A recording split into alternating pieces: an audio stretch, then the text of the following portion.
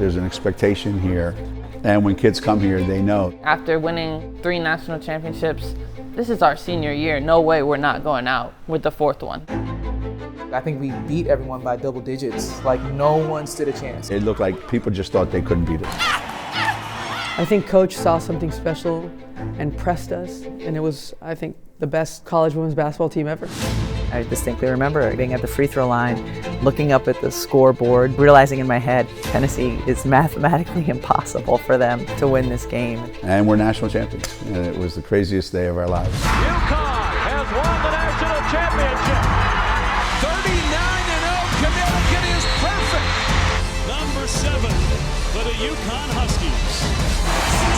89 consecutive wins, more than anyone in college basketball Division I history. The dynasty fulfills its destiny. Win number 1,000.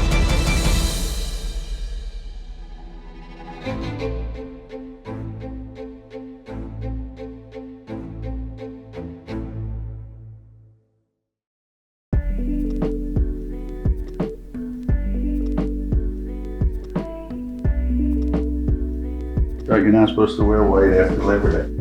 It's winter white, and I can wear it anytime I want. Oh, is that what you want to do? Like the little board? I could do it. Take 1. I know most of the stuff that we're going to say has probably been written about in some way, shape, or form for the last 40 years. Go ahead, CD. Well, before UConn, I was working at Rutgers University, my alma mater, my hometown. I know you just told me that, but I already knew that. I don't know that the audience knew that. Did they know that? Probably, it's been written enough. Oh, yeah. I was at the University of Virginia, and I was an assistant coach for Debbie Ryan, and that was my first time ever being a full-time college assistant. I happened to know this person that knew that person that knew that person. And before you know it, I'm getting an interview here, and I got the job May 1985. We met through recruiting and also through a coaches association for assistant coaches, a committee. So that we're clear, I was the head of the committee, and you were one of the representatives. And due to your stellar work as the head of that committee, I did. That was the last time you've been the head of anything. But I started it, You started. so that was good. But that's where we got to be friends, and then on the road, got to know each other a little bit more. And then we ended up here. When you're taking over a program that is consistently losing, as Connecticut was at that time, the local kids, meaning the Connecticut kids, had no interest in going to UConn at all, period, for about 10 years. After 95. That would be 10 years from 85. Okay, I'm just saying. See what I mean? After winning. See what I mean? In 1987, 88, our recruiting class had 5 players from Pennsylvania. Debbie Baer, Megan Patterson, Wendy Davis, Stacy Wetzel, Shannon Saunders. You know, that group put us over the top and helped us win a Big East championship in 88. 5 freshmen plus a walk-on, so 6 freshmen and 4 upperclassmen, so we had 10 people.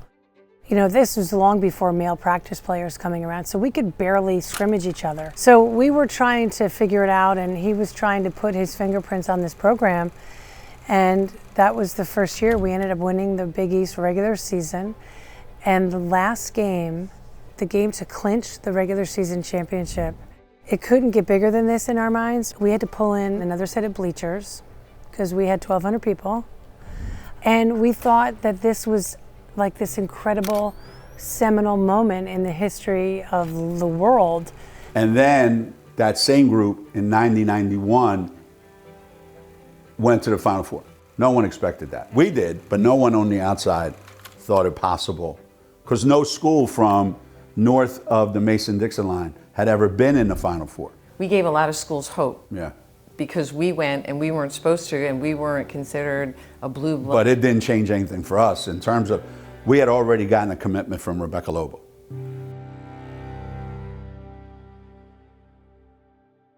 It was cool when we became others receiving votes in the poll. But then there was this talk about this kid from Southwick, Massachusetts. She's tall, she's really good.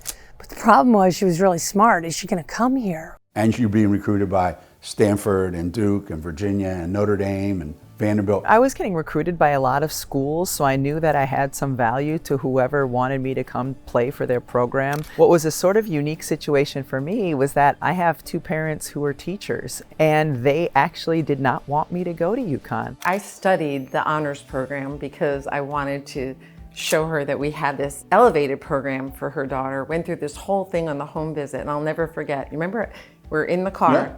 Rebecca runs to our car, my window's down, and she said, "That was for my parents. I know where I want to go." And so we're like, okay. And as we're backing out of their driveway, we're like, did she just say what we think she said? And we're like, oh my God, did she just say she's coming? As he almost hits the post because it was really dark as we're backing out. So I remember Geno saying, "Meg, man, you better get her. We got to get this kid. You better get her." I'm like, okay, I'll do my best. And I just remember Megan making me laugh hysterically in the 10 or 15 minutes that I was hanging out with the team after a game. And then she was my host, and she certainly showed me a good time. But I wanted to come to UConn because I knew that I was going to get a great education no matter where I went. And I knew how important basketball was going to be in that part of my life. And I really wanted to play for Coach, and I wanted to play for CD. It was a tough decision for me to make at the time because it's not really where my parents wanted me to go. And then, of course, it ended up being one of the best decisions I've ever made. And now I've got a daughter who I was thrilled when she got accepted to UConn. So things certainly come full circle. At that time, Rebecca Lobo was the biggest recruit that we had ever signed. I mean, she was nationally ranked second, I think. One or two, maybe two. I don't know, in the country, for sure. Her size, her, the way she played, her personality, just the whole picture. If we didn't get her, we didn't have a backup.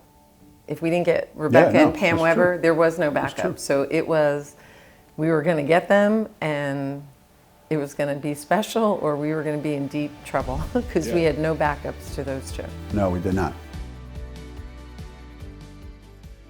Having Rebecca and Pam Weber come in, that class, they were talented and they were competitive. Bringing Jennifer and Jamel on board, they were competitive, in your face competitive, and they wore it every day in everything they did. We were very similar, almost to a detriment at times, because we had kind of an edge to us and a competitiveness that was eerily similar. It made us probably the best of teammates and maybe not the best of roommates. Neither one of them ever missed a shot. If they missed a shot, they were calling for a foul. If you put them on separate teams, the arguments would always happen, but if you put them on the same team, they would always win.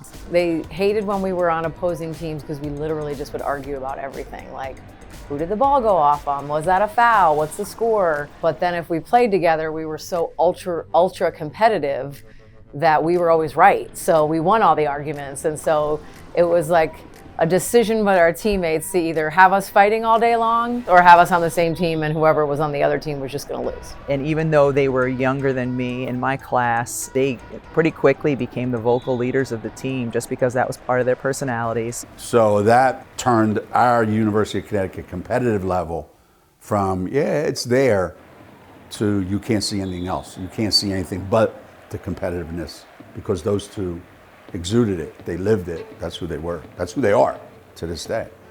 My freshman year was just a bunch of learning. We had a number of seniors who had played huge roles on their Final Four team the previous year, but then there was a bunch of us young guys who didn't really have a clue. My sophomore year, I think, was seen as a disappointment in a lot of ways. There was a feeling going into 93, 94 that this could be a year where we could be really good, because my class was now juniors, Jen and Jamel's class were sophomores. We had some experience under our belt. We were returning a lot of important pieces. We certainly didn't go in thinking we were a Final Four team or a national championship team, but I think we all felt like this was a team that could certainly have a better ending than the team the year before.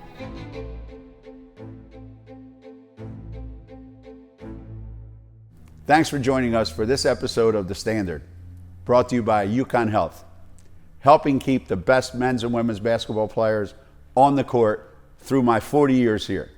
So, let our doctors be your doctors, and you can have the same success.